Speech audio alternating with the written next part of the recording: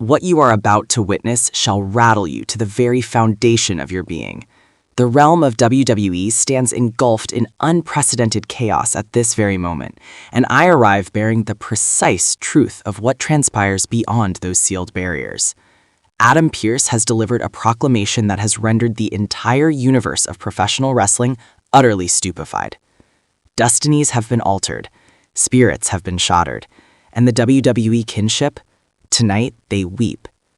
This is Wrestle Vault, delivering unto you the most catastrophic, urgent revelation to strike the world of sports entertainment in living memory. But here lies what is authentically unfolding that no other voice dares reveal to you. And believe me, once this presentation concludes, you shall comprehend precisely why this transforms everything regarding WWE's path ahead. Hello viewers, welcome to Wrestle Vault. If you're new here, please don't forget to like and hit the subscribe button for daily updates on WWE Raw. Allow me to pose an inquiry to you. When did you last observe Adam Pearce, WWE's granite-faced, strictly business general manager, crumble emotionally? When did you last witness authentic sentiment fracture through that executive armor? Absolutely never. That is the answer. Yet Friday evening, the paradigm shifted entirely. Adam Pearce positioned himself within that squared circle, microphone quivering within his grasp, and transmitted information that dispatched tremors throughout every preparation chamber, every coliseum, and every household where WWE devotees remained vigilant. He proclaimed the departure of an individual who has woven themselves into the WWE familial tapestry across numerous seasons. An individual whose identity you perhaps cannot instantly summon, but whose influence caresses every solitary superstar manifesting upon your viewing screen. And here exists what currently ignites rage among the faithful. What explanation justifies the extended delay before WWE confronted this matter? What rationale places the announcement concealed within an arbitrary segment? What reasoning denies this the spotlight it rightfully commands? The disregard proves genuine, my friends, and the WWE Universe refuses to maintain silence regarding this transgression. Reed, recognized within the industry circles purely as Reed or through his complete designation that numerous WWE production kinfolk employed, never competed as a gladiator. Championship gold never encircled his waist. His visage never adorned commercial products. Yet embrace no confusion. Absent individuals resembling Reed, WWE simply ceases to exist. No WrestleManias materialize, no Monday Night Raw broadcasts occur, no sports entertainment dominion stands erected. Permit me to escort you beyond the veil momentarily, because here exists the authentic narrative. The WWE spectacle manifesting upon your television apparatus, the explosive pyrotechnic displays, the sophisticated platform constructions, the impeccably synchronized camera perspectives capturing each suplex, each aerial maneuver, each sentiment-laden instant, none of this manifests through supernatural forces. Beneath every solitary transmission labor countless, occasionally hundreds of crew personnel, whose designation shall eternally elude your awareness, yet whose craftsmanship you witness every solitary 7-day cycle. These constitute the riggers suspending illumination apparatus multiple stories above the combat zone. These constitute the acoustic technicians guaranteeing your auditory reception of every syllable from promotional addresses delivered amidst raucous assemblages. These constitute the camera technicians sprinting continuously along those entrance pathways, hoisting substantial apparatus securing that flawless capture of Roman Reigns maintaining dominance, or Cody Rhodes executing the crossroads. Reed represented one among these uncelebrated champions. Throughout more than 10 years, some accounts suggest even lengthier duration, Reed labored ceaselessly within WWE's production division. Associates characterize him as the individual who perpetually materialized early and perpetually remained beyond final bell. The singular figure who would diagnose technical complications threatening to derail complete showcases. The singular figure who cultivated younger crew personnel entering the enterprise, instructing them not merely regarding technical components but the devotion mandatory for laboring within this industry. Seth Rollins once articulated during an interview that wrestlers achieve excellence only matching the collective surrounding them. You possess capability for the premier confrontation across existence, Solon stated. But should cameras overlook it, should audio falter, should illumination fail capturing the instant, nothing matters. The crew constitutes the showcase equally as much as our presence. Now let us address Friday evening in Adam Pearce's proclamation, because herein circumstances transform both sentiment-laden and divisive. The showcase progressed ordinarily, confrontations materialized, narrative threads developed. Subsequently, without forewarning, Adam Pearce's musical introduction resonated. No preliminary declaration, no suggestion this approached. Pearce advanced toward the ring bearing and expressing, immediately communicating something existed wrongly. The assembly quieted. Even through the viewing apparatus, you could detect the atmospheric transformation. Pearce seized a microphone, and momentarily, just one brief, heartbreaking interval, vocalization escaped him. This individual who delivers proclamations weekly, who commands jurisdiction, who represents WWE administration with steadfast professionalism, he struggled. "Distinguished ladies and gentlemen," he commenced, his vocal projection fracturing. "I require stepping away from narrative progressions tonight. I require stepping away from championship pursuits and competitive rivalries, because the WWE kinship has surrendered someone extraordinary." The Coliseum achieved absolute silence.